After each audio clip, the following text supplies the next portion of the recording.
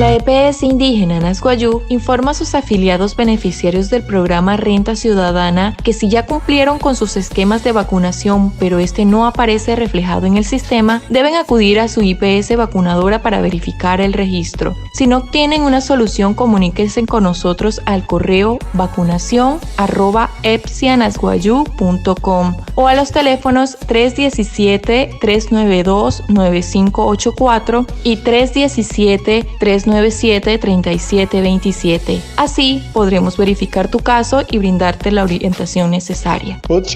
Namun itu wamahan kan seluruh TPSI ke Nasguayú ke namun na pushwa na wamahan kan te programa Renta Ciudadana mnaka kanet ka tum na te pichka no tan rayu kan hir kan tam hiketa pes pushwa na maku na te pichka anter homo internet kan no horre hunte homo honara mata huru terkachuer ka hurut ka pasuru ter her tante makuna honari repang